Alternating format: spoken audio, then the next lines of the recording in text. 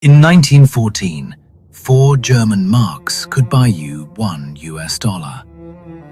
By 1923, that same dollar cost 4.2 trillion marks. Across Germany, workers were paid twice a day, not as a courtesy, but because their wages lost value by the hour. Men pushed wheelbarrows full of cash just to buy a single loaf of bread. Women fed banknotes into their fireplaces, not because they had nothing left, but because the money was worth less than the wood it could buy. This is the story of how a nation's trust in its own money evaporated overnight, and how it set the stage for history's darkest chapter. To understand how a currency dies, you need to go back to 1918, and the end of the most devastating war the world had ever seen. Germany was defeated. 4 years of total war had left the nation broken, its treasury empty, its people exhausted. Then came the Treaty of Versailles. The victors demanded 132 billion gold marks in reparations, a sum so enormous Germany couldn't pay it in a century. Faced with debts they couldn't meet, the Weimar government made a decision that would destroy the savings of an entire generation. They turned on the printing presses, and they never turned them off.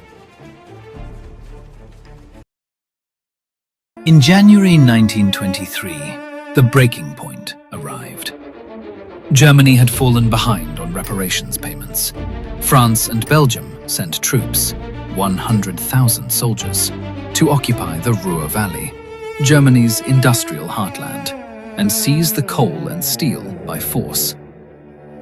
Germany's response was passive resistance.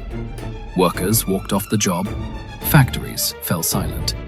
The entire Ruhr ground to a halt. The Weimar government then did something that sealed their fate.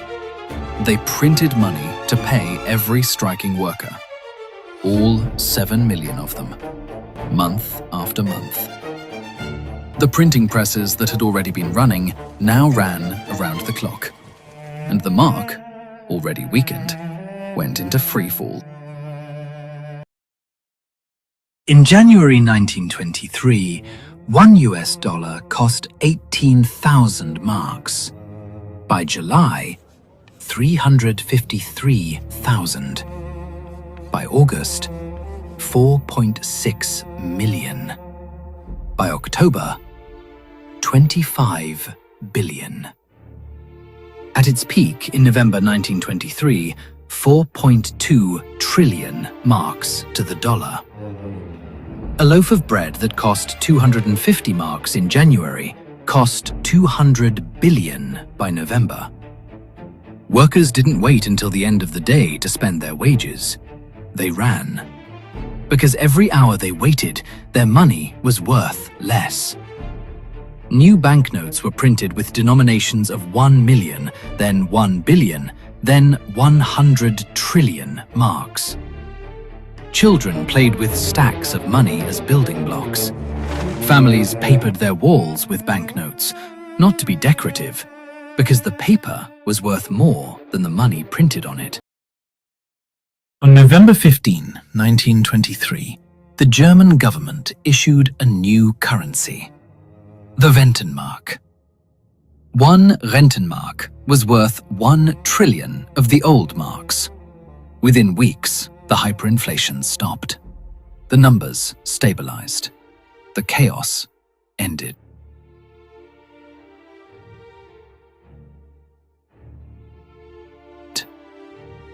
But the damage could not be undone.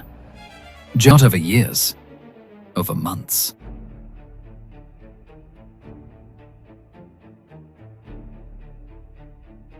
A generation of people who had played by the rules and lost everything, and there was a man, already waiting, who had some.